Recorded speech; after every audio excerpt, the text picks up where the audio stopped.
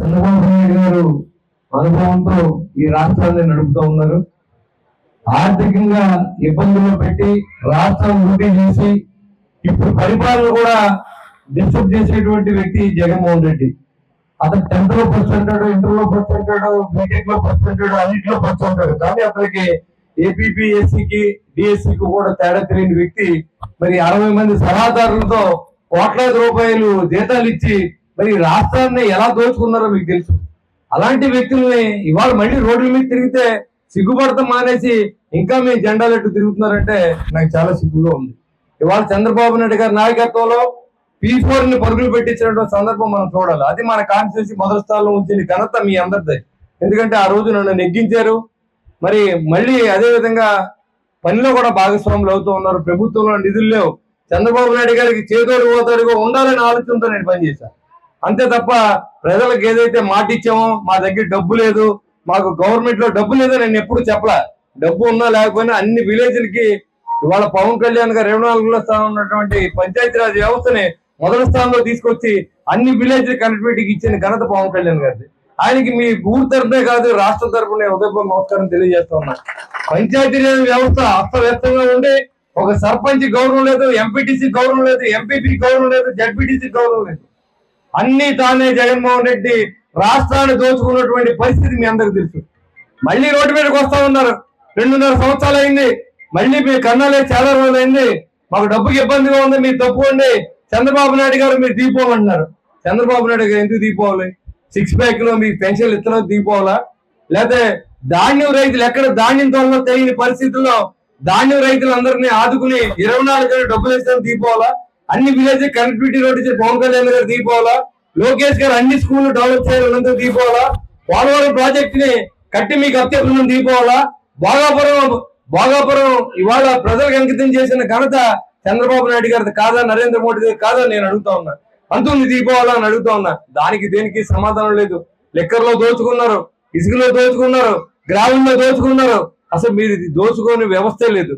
కానీ ప్రజల్ని నిరుపేదలుగా చేసినటువంటి జగన్మోహన్ రెడ్డి ఫోటో పెట్టుకుంటే సిగ్గుపడాల్సిన పరిస్థితుల్లో మీరు రండి డిబేట్ కి. ఎక్కడ అన్యాయం జరిగింది? 14 నెలలు అయిన తర్వాత డిఎస్సీలో అక్రమాలు అంటారు. 16,500 మంది ఉద్యోగాలు ఇచ్చి పండుగ చేసుకున్నప్పుడు ఏ ఒక్కరు కూడా కంప్లైంట్ చేయలేదు. మరి ఈ రోజు చంద్రబాబు నాయుడు గారు దోషుగా నిలబెట్టే పరిస్థితి చేస్తే మనోళ్ళు కూడా చాలా మాట్లాడకుండా మౌనం ప్రదర్శించి ఇవాళ మనకి ఇంత కష్టపడి పనిచేసిన ముఖ్యమంత్రి గారికి సపోర్ట్ చేసి నేను మీతో ఉన్నామని చెప్పకోకుండా మాకేంటి సంబంధం, ఏదో మంచి చేస్తే చెప్తాం, బాగుపడలేదని ఇంకొకడు ఈ రకంగా ఉంటే మాత్రం రాబోయే రోజుల్లో ఈ రాష్ట్రం మరింత నరకంలో తీసుకెళ్లే పరిస్థితి ఉంటుందని మీకు తెలియజేస్తాం. యూత్ ఉన్నారు, చదువుకున్నారు, మీరందరూ కూడా ఒకసారి చదవండి, ఏం జరుగుతుందో చూడండి. ఏదో వాడు విమర్శలు చేస్తూ ఉంటాడు, పనికి వాళ్ళోడు బయటకు వచ్చి ఏదో మాట్లాడుతూ ఉంటాడు. పని లేనప్పుడు రాజకీయ నిరుద్యోగంగా మారిపోయి ఏం చేస్తాడు తెలియని పరిస్థితి. ఇవాళ ఈ ఊరు గ్రామం అభివృద్ధి చెందిందంటే మరి ఇక్కడ పార్టీలకు అతీతంగా మనం వచ్చిన తర్వాత చెప్పాం.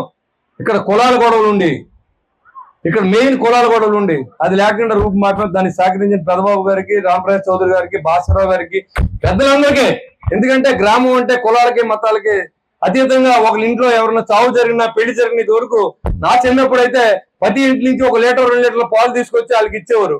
ఒక ఇల్లు ఒక కట్టేత వేసుకుంటే ఒక పొలం కోస్తే ఆ ఇంటికి 4 రైతులు ఇలా చేసేవారు. అలాంటి పడిగట్టు ఉన్నటువంటి పల్లెటూర్లన్నీ కూడా వాళ్ళ అన్ని విడగొట్టి ఎక్కడికక్కడ పరిపాలన జరుగుతూ ఉంది. సోదరులందరూ అర్థం చేసుకోవాలి. ఇవాళ ఇది అభివృద్ధి చెందిందంటే మరి దాతలందరూ శ్రీమంతులుగా ఇవాళ మొట్టమొదటి గ్రామం ఏమో అనుకున్నాను నేను. ఇన్ని అభివృద్ధి కార్యక్రమాలు చేసినటువంటి గ్రామంతో పాటుగా ఏకగ్రీవం చేస్తారని చెప్పి మాట ఇచ్చిన రామప్రసాద్ చౌదరి గారికి, పెద్దబాబు గారికి, భాస్కరరావు గారికి అందరికీ పేరు పేరున ధన్యవాదాలు. మీ గ్రామం ఒక మార్గదర్శకంగా ఉండాలని చెప్పి నేను కోరుకుంటా ఉన్నా.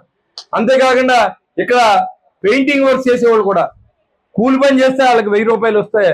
ఆ 1000 రూపాయలు కూడా దీనికి దానం చేసి ఇది ఇవాళ బిల్డింగ్ ఇలా నిలబడిందంటే దానికి కారణం వాళ్ళకి కూడా నేను ధన్యవాదాలు తెలియజేస్తా ఉన్నా.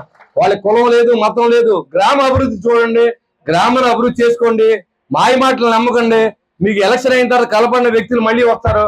అది కనుక అలా జరిగిందంటే చంద్రబాబు గారి నాయకత్వాన్ని, పవన్ కళ్యాణ్ గారి నాయకత్వాన్ని, నరేంద్ర మోడీ గారి సహకారాన్ని మనం అందిపుచ్చుకుంటా ఉన్నాం. ఈ గ్రామంలో పని అంటూ ఏమి లేకుండా చేసే బాధ్యతని నేను తీసుకుంటాను. ఈ గ్రామం ఇప్పటికి 2,7 లక్షల రూపాయలు అభివృద్ధి చేసాం. ఇంకా 40 లక్షల రూపాయలు అభివృద్ధి చేస్తా ఉన్నాం. అంటే ఒక్కో గ్రామానికి మనం ఈ రోజున మనం చూసుకుంటే మినిమం 4-5 కోట్లు ఖర్చు పెట్టాం ప్రతి గ్రామానికి. ఇవాళ మేము గ్రామాల్లో తిరుగుతూ ఉంటే దానికి కారణం కూటమి ప్రభుత్వం, చంద్రబాబు నాయుడు గారు, పవన్ కళ్యాణ్ గారు, నరేంద్ర మోడీ గారు అని నేను శిరస్సు వచ్చి నమస్కారం తెలియజేస్తా ఉన్నా. ఈ రోజు 14 కోట్ల 16 లక్షలు శాంక్షన్ అయింది, టెండర్ దశలో ఉన్నాయి. అన్ని రోడ్లు కూడా వేసే బాధ్యత మనం తీసుకుంటాం, అన్ని డ్రైన్లు కూడా వేసే బాధ్యత మనం తీసుకుంటాం. ఖచ్చితంగా ఇవాళ ఏదైతే అభివృద్ధి చేస్తామని చెప్పి మాట ఇచ్చామో ఏ రోజు ముఖం దాచుకోవాలా. ఈ గ్రామాల్లో ప్రతి రోజు వీలున్న ప్రతి రోజు ప్రతి గ్రామంలో సమస్యలు ఏంటి 24 గంటల పీజీఆర్ఎస్ చేస్తా ఉన్నాం ఇంటికాడ. అధికారులు నేను ఏదైనా ఊరు వెళ్తే మా అబ్బాయి కానీ అధికారులు కానీ అందరూ కూడా మీకు అందుబాటులో ఉండగా పార్టీ నాయకులు కానీ అక్కడ పెట్టి పీజీఆర్ఎస్ నడుపుతా ఉన్నాం. మీకు ఈ గ్రామాల్లో సమస్యలు లేకుండా చూసే బాధ్యతనే ఈ కూటమి ప్రభుత్వం చూసుకుంటది. మీరు ఏదైతే ఓటేసి మమ్మల్ని గెలిపించారో మీ రుణం తీర్చుకున్న దిశగా మేము పనిచేస్తామని చెప్పి కూడా మీకు తెలియజేసుకుంటూ రాబోయే రోజుల్లో కూడా మీ గ్రామాన్ని ఆదర్శవంతమైన గ్రామంగా తీసుకోవాలి ఈ 55 గ్రామాల్లో కూడా నేను తెలియజేసుకుంటూ సెలవు తీసుకుంటున్నాను.